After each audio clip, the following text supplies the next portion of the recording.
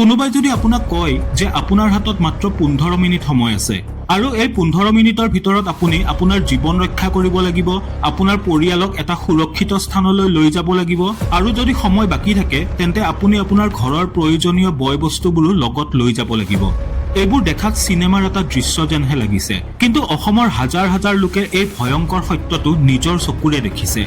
এই বছৰ শিৱসাগৰ, যোৰহাট, গোলাঘাটৰ দৰে বহু অঞ্চলত প্ৰথমবাৰৰ বাবে ইমান প্ৰলয়ংকাৰী বানপানী হয় যে মানুহে ইয়াৰ সৈতে মোকাবিলা কৰাৰ কোনো সুযোগেই নাপালে। কিছুমান গাঁও এনেকুৱাও আছিল য'ত আগতে কেতিয়াও বানপানী হোৱা নাছিল, কিন্তু এইবাৰ কোনো সতৰ্কবাণী অবিহনে সমগ্ৰ অঞ্চল পানীত ডুব যায়। মানুহে নিজৰ ঘৰ-বাৰী, সা-সামগ্ৰী, পোহনীয়া জীৱ-জন্তু আৰু আন সকলো বয়-বস্তু এৰি পলাবলৈ বাধ্য হয়। এতিয়ালৈকে এই বানপানীৰ ফলত শতাধিক লোকে প্ৰাণ হেৰুৱাইছে, 3 লাখৰো অধিক লোক গৃহহীন হৈছে আৰু 21,000 হেক্টৰ উৰ্বৰ ভূমি নষ্ট হৈ গৈছে। কিন্তু ডাঙৰ প্ৰশ্নটো হৈছে এনেকুৱা কিয় হ'ল? ইয়াৰ কাৰণ কেৱল মুষলধাৰ বৰষুণেই আছিল নে ইয়াৰ আঁৰত লুকাই আছে এনে কিছু অজ্ঞাত কাৰক যিয়ে এইবাৰ অসমৰ বানপানীক পূৰ্বতকৈ অধিক ভয়াৱহ কৰি তুলিলে? তেনেহলে কিয় বুৰ গ'ল অসম? সকলোবোৰ জানিম আজিৰ এই ভিডিঅ'টোত।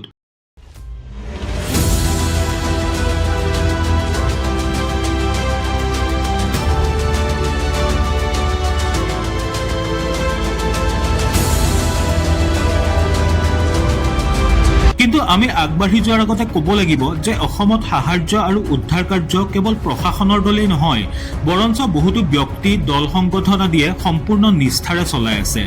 এতিয়া আমি প্ৰথমে বুজিব লাগিব অসমৰ ভৌগোলিক গাঁথনি। চাওক, অসম এখন বৃহৎ আৰু ভৈয়াম উপত্যকাত অৱস্থিত ৰাজ্য।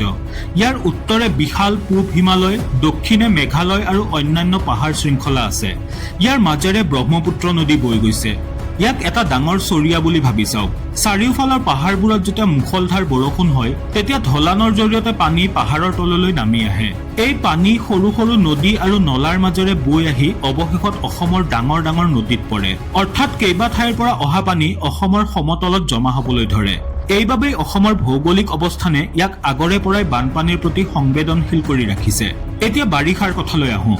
ভাৰতৰ দক্ষিণ পশ্চিম মৌচুমী বতাহ মূলতঃ দুটা শাখাত বিভক্ত কৰা হৈছে, আৰৱ সাগৰ শাখা আৰু বংগোপসাগৰ শাখা। বংগোপসাগৰৰ পৰা অহা আৰ্দ্ৰ বতাহ উত্তৰ পূব ভাৰতৰ ফালে গতি কৰে। এই বতাহে যেতিয়া মেঘালয়ৰ ওখ পাহাৰত আঘাত কৰে তেতিয়া ই ওপৰলৈ উঠে আৰু অতি প্ৰচণ্ড বৰষুণৰ সৃষ্টি কৰে। ইয়াক এনেদৰেও বুজিব পাৰে, ধৰি লওক বায়ু হৈছে এটা ভিজা স্পঞ্জ। যেতিয়া এই স্পঞ্জটো পাহাৰত খুন্দা খাই ওপৰলৈ উঠে তেতিয়া তাত জমা হৈ থকা পানী বৰষুণৰ ৰূপত তললৈ পৰিবলৈ ধৰে। মেঘালয় আৰু ইয়াৰ আশে-পাশে থকা পাহাৰীয়া অঞ্চলত হোৱা প্ৰচণ্ড বৰষুণৰ পানী ঢলানেৰে নামি আহি অসমৰ নদীসমূহত পৰেহি। যদি অসমতো সেই সময়ত প্ৰচণ্ড বৰষুণ হৈ থাকে তেনেহলে নদীবোৰৰ পানী অতি দ্ৰুত গতিত বাঢ়িব। অসমৰ বানপানীৰ আটাইতকৈ ডাঙৰ কাৰণ হৈছে ব্ৰহ্মপুত্ৰ নদীৰ বিশাল নদী গাঁথনি। ব্ৰহ্মপুত্ৰ এখন ঠাইৰ পৰা আন এখন ঠাইলৈ বৈ যোৱা নদী নহয়, ই সৰু সৰু নদীৰে গঠিত এখন বৃহৎ নদী। এতিয়া ভাবি চাওক, যেতিয়া এই সকলোবোৰ নদী একে সময়তে প্ৰচণ্ড বৰষুণৰ পানীৰে ভৰি পৰিব তেতিয়া ইয়াৰ সকলো পানীও একেটা স্থানতে অৰ্থাৎ ব্ৰহ্মপুত্ৰত আহি পৰিব।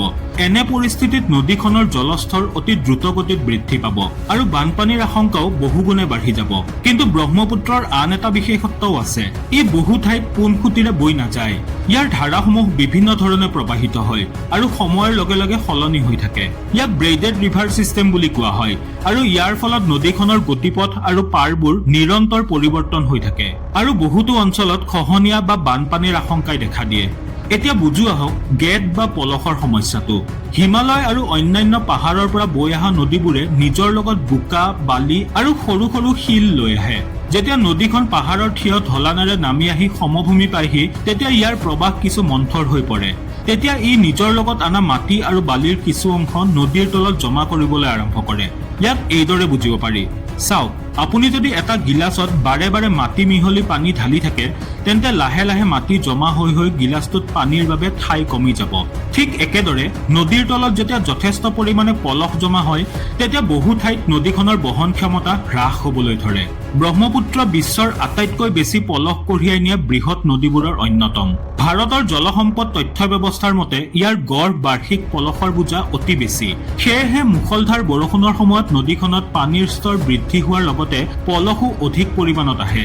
ইয়াৰ ফলত নদীৰ তলি, ইয়াৰ ধাৰা আৰু প্ৰবাহ ক্ৰমাৎ সলনি হ'বলৈ ধৰে। অসমৰ এক বৃহৎ অংশ সমতল অৰ্থাৎ বানপানীৰ সমভূমি। বানপানীৰ সমভূমি হৈছে এনে এক অঞ্চল য'ত নদীৰ পানী অতি দ্ৰুতগতিত বিয়পি পৰিব পাৰে। ইয়াক নদীখনৰ এক প্ৰাকৃতিক অতিৰিক্ত স্থান হিচাপে ধৰি ল'ব পাৰে। নদীখনত যেতিয়া স্বাভাৱিকতকৈ অধিক পানী আহি পৰে তেতিয়া ই নিজৰ পাৰ ভাঙি উপচি পৰিব আৰু চাৰিওফালৰ অঞ্চলসমূহলৈ বিয়পি যাব। সেইবাবে অসমৰ বানপানী কোনো হঠাৎ হোৱা ঘটনা নহয়। কিছুমান অঞ্চলত নদীৰ পানী বিয়পি পৰাটো এক প্ৰাকৃতিক প্ৰক্ৰিয়া, কিন্তু যেতিয়া অত্যাধিক বৰষুণ, তীব্ৰ প্ৰবাহ আৰু কেইবাখনো নদীৰ পানী একেলগে নামি আহে তেতিয়া এই প্ৰাকৃতিক বানপানীয়ে এক বৃহৎ সংকটৰ ৰূপ ল'ব পাৰে। এতিয়া প্ৰশ্ন হ'ল, বানপানীৰ বাবে কেৱল প্ৰকৃতিয়ে দায়ী নেকি? উত্তৰটো হৈছে নহয়। মানুহৰ কাৰ্যকলাপেও বহু সময়ত বানৰ তাণ্ডৱ আৰু ক্ষয়-ক্ষতি বৃদ্ধি কৰিব পাৰে। আগতে পাহাৰীয়া অঞ্চল আৰু জংঘলবোৰত যথেষ্ট গছ-গছনি আছিল। যেতিয়া বৰষুণ হয় তেতিয়া গছৰ পাতবোৰে পানীৰ গতি কম কৰি দিছিল। শিপাবোৰে মাটিক খামুচি ধৰি ৰাখিছিল আৰু পানীৰ এটা অংশ মাটিৰ তললৈ যোৱাত সহায় কৰিছিল। কিন্তু গছ-গছনি কমি যোৱাৰ ফলত বৰষুণৰ পানী সমতল ভূমিত বাধাহীনভাৱে বব পৰা হ'ল। ইয়াক এনেদৰে বুজিব পাৰে, ঘাঁহনি এডৰাত পানী ঢালি চাওক। ঘাঁহ আৰু মাটিয়ে কিছু পৰিমাণে হ'লেও পানী ধৰি ৰাখিব, কিন্তু সেই একেটা ঠাইতে যদি মাটি খালী আৰু কঠিন হয় তেন্তে পানী দ্ৰুতগতিত বৈ যাব। বনাঞ্চল ধ্বংসৰ ফলত খহনীয়া বৃদ্ধি হৈছে আৰু এই খহনীয়াই নদীৰ লগত মিলিত হৈ পলসৰ সমস্যা বৃদ্ধি কৰিছে। বানপানী প্ৰতিৰোধ কৰিবলৈ নদীৰ পাৰত বহু ঠাইত বান্ধ বা মথাউৰি নিৰ্মাণ কৰা হৈছে। ইয়াৰ কাম হৈছে নদীৰ পানী পাৰৰ ভিতৰত ধৰি ৰখাত সহায় কৰা। কিন্তু যদি কোনো এটা অংশত বান্ধটো দুৰ্বল হৈ পৰে, ভাঙি যায় বা সঠিকভাৱে যত্ন লোৱা নহয় তেন্তে পানী হঠাতে চাৰিওফালৰ অঞ্চললৈ বিয়পি পৰিব।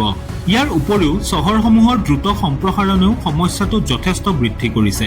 যেতিয়া পথাৰ, পুখুৰী আৰু খালী মাটিবোৰৰ ঠাইত পথ আৰু অট্টালিকা নিৰ্মাণ কৰা হয় তেতিয়া বৰষুণৰ পানীক মাটিয়ে ধৰি ৰাখিব নোৱাৰা হয়। তাৰ পিছত ই দ্ৰুতগতিত পথ আৰু নলাবোৰ উপচাই পেলায় আৰু সেয়েহে গুৱাহাটীৰ দৰে চহৰবোৰে নদীৰ বানপানীতকৈ মুষলধাৰ বৰষুণৰ ফলত সৃষ্টি হোৱা কৃত্ৰিম বানপানীৰ সমস্যাৰ সন্মুখীন হ'ব লগা হৈছে। এইবাৰৰ বানপানীৰ আঁৰত কেৱল এটাই কাৰণ নাছিল। শেহতীয়াকৈ নাগালেণ্ডত ক্লাউড বাৰ্ষ্টৰ ফলত হোৱা প্ৰচণ্ড বৰষুণৰ বাবে ব্ৰহ্মপুত্ৰ আৰু ইয়াৰ উপনৈসমূহৰ পানীৰ স্তৰ যথেষ্ট বৃদ্ধি পাইছিল। বহু অঞ্চলৰ নদীসমূহ বিপদসীমাত বা তাৰ ওপৰেৰে বৈ আছিল, যাৰ ফলত বৃহৎ সংখ্যক গাঁও প্লাবিত হয়। চৰকাৰী সূত্ৰ আৰু বাতৰিৰ আপডেট অনুসৰি এই বানপানীয়ে লাখ লাখ লোকৰ জীৱন খুব বেয়াকৈ প্ৰভাৱিত কৰিছে আৰু বহুতো লোক তথা জীৱ-জন্তুৱে প্ৰাণ হেৰুৱাইছে। কিছুমান ঠাইত নদীৰ পানী, কিছুমান ঠাইত হঠাতে পাহাৰৰ পৰা নামি অহা পানী আৰু কিছুমান চহৰত দুৰ্বল নিষ্কাশন ইয়াৰ মূল কাৰণ আছিল। গতিকে বন্ধুসকল, অসমত বানপানী কেৱল প্ৰচণ্ড বৰষুণৰ বাবেই হোৱা নাই। ইয়াৰ আঁৰত অসমৰ নামনি উপত্যকা, নাগালেণ্ড আৰু মেঘালয়ৰ পাহাৰ, ব্ৰহ্মপুত্ৰৰ বিশাল নদী প্ৰণালী, 50খনতকৈ অধিক উপনৈ, পাহাৰৰ গেদ আৰু নদীৰ গতিপথ সলনি হোৱাৰ দৰে বহুতো প্ৰাকৃতিক কাৰণ জড়িত হৈ আছে। একে সময়তে বনাঞ্চল ধ্বংস, পাহাৰ খনন, অবৈধ কয়লা খনন, অপৰিকল্পিত নিৰ্মাণ, দুৰ্বল নিষ্কাশন আৰু বান সম্পৰ্কীয় সমস্যাসমূহে বহু ঠাইত এই সংকটক আৰু অধিক গুৰুতৰ কৰি তুলিছে। অৰ্থাৎ অসমৰ বানপানী প্ৰকৃতি আৰু মানৱীয় কাৰ্যকলাপ দুয়োটাৰে সৈতে সম্পৰ্কিত এক অতি জটিল সমস্যা। ইয়াৰ সমাধান বিচাৰি উলিওৱাটো বৰ সহজ নহয়। আশা কৰোঁ এই ভিডিঅ'টো চোৱাৰ পাছত প্ৰতি বছৰে অসম কিয় ডুব যায় এই প্ৰশ্নটোৰ উত্তৰ হয়তো আপুনি নিশ্চয় বিচাৰি পাব।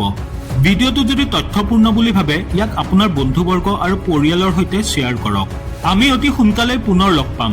আজিলৈ আহিছোঁ, ধন্যবাদ।